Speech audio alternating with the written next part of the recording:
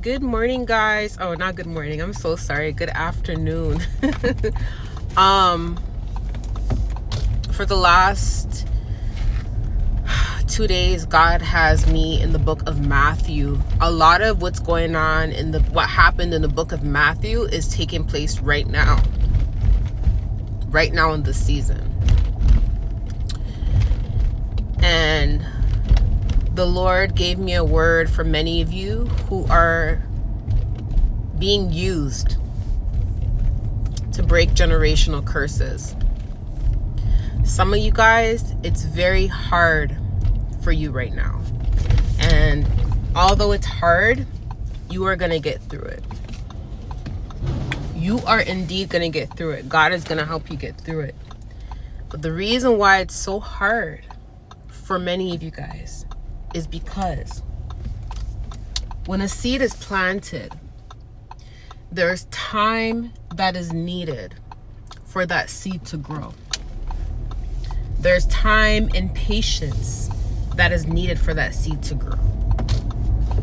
And if that seed is planted in bad soil and it grows into a bad tree, or if that seed is grown in soil that is not of God and it grows into a bad tree, there is still a lot of hard work and dedication that is being put into growing that tree.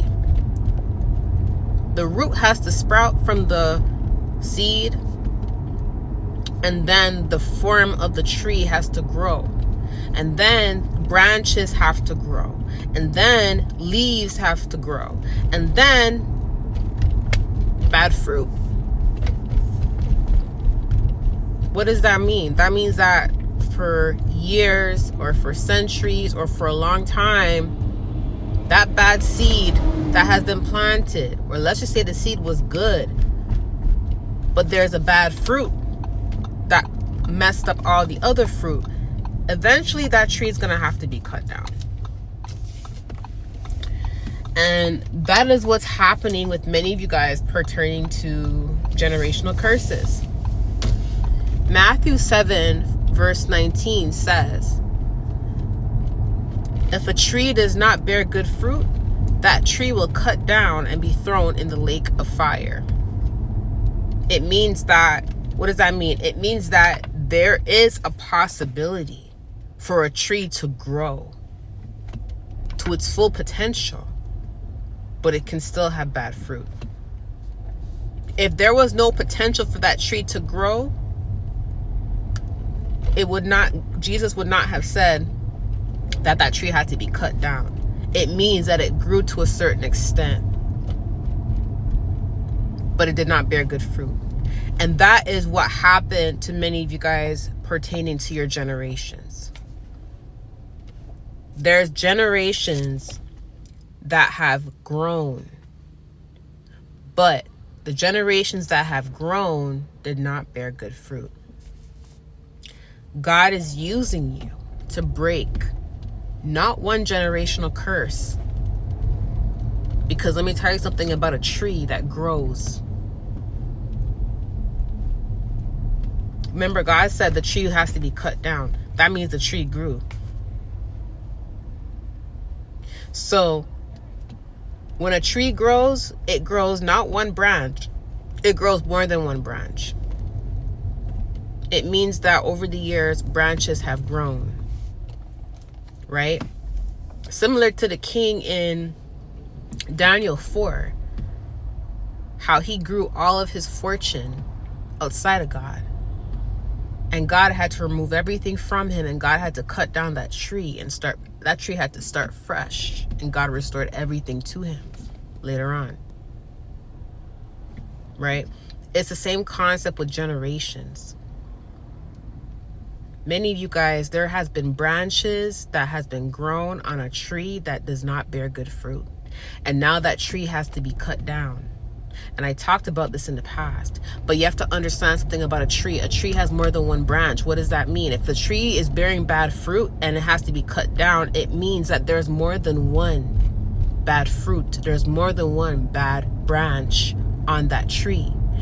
Many of you guys, it's very hard for you because you are breaking not 1, not 2, but you are breaking 3, 4, 5, 6, 7, 8, 9, 10, 11, 12, a bunch of generational curses.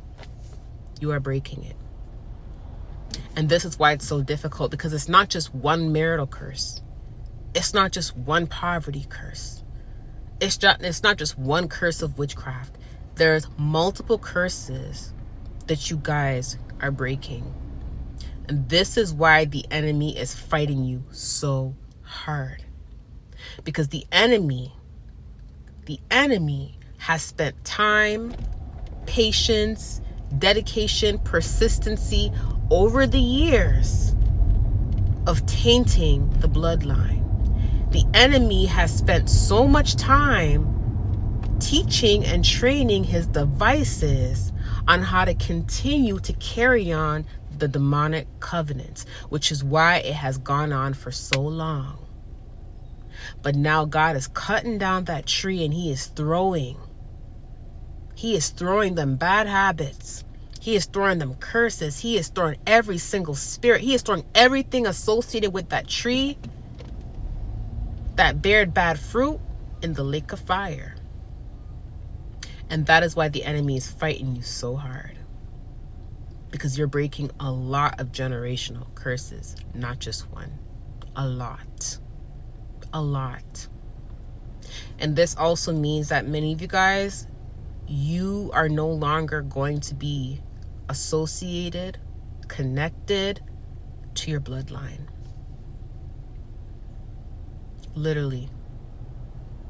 You are starting a whole new tree, a whole new seed. Oh my goodness.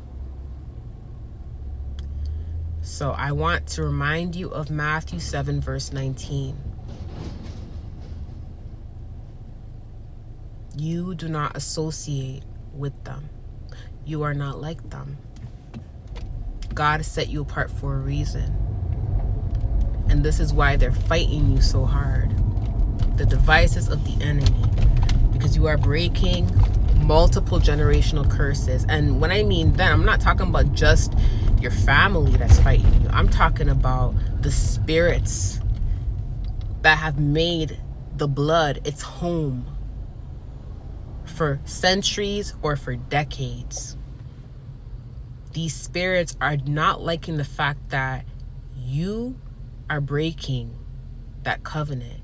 The spirits don't like the fact that you are the one that is willing to change. And the spirits don't like the fact that all that hard work and dedication they put in pertaining to tainting your bloodline, that tree is going to be cut down. They don't like that. And that's why they're coming up after you.